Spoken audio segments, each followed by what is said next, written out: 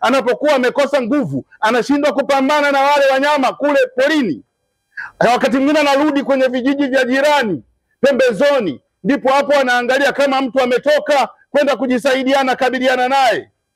Sasa katika kijiji hicho ikatokea siku ya kwanza, nyumba ya kwanza, mtu akaliwa na simba. Hawakuona shida kwa sababu mtu akasema fulani kaliwa na simba. Lakini kijiji kingine siku hiyo tena mtu akaliwa na simba, ya tatu mpaka familia 10. Sasa hilo lilikuwa jambo la mtu mmoja likawa jambo la watu walio wengi. Na tatizo hili liwe tatizo la jamii, lazima limguse kila mmoja, ndio linakuwa tatizo la jamii. Kama halitakuwa limemgusa mtu mmoja, hilo si tatizo la jamii. Lakini likimgusa kila mtu kwa umoja wetu, hilo linakuwa tatizo la jamii.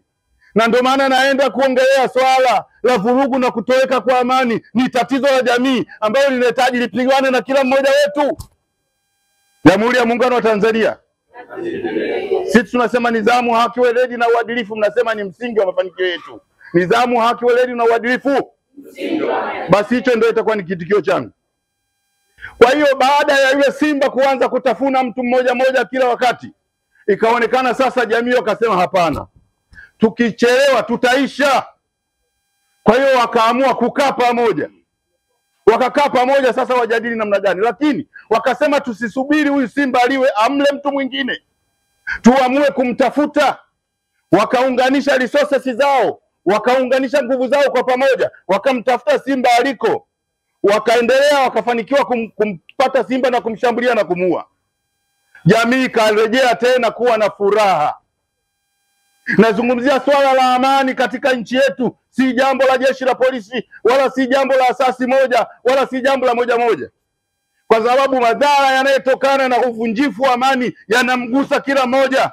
Kwa hiyo natarajia kuona mzazi ana nafasi yake, mwalimu ana nafasi yake, kiongozi wa siasa ana nafasi yake. Sisi kama vyombo tuna nafasi yetu kwenye kuweka pamoja jamii ili kuhakikisha tunatatua tatizo la jamii la kutoweka kwa usalama katika jamii. Si jambo la kumwachia mtu mmoja, wala si jambo la kupitia mitandao na kuangalia na kukaa kimya.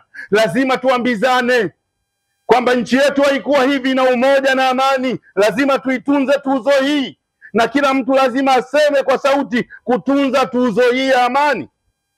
Lakini tukikaa kimya, ndo haya yanatokea, ndo shida zinatokea, na haya yanaathiri mambo mengi.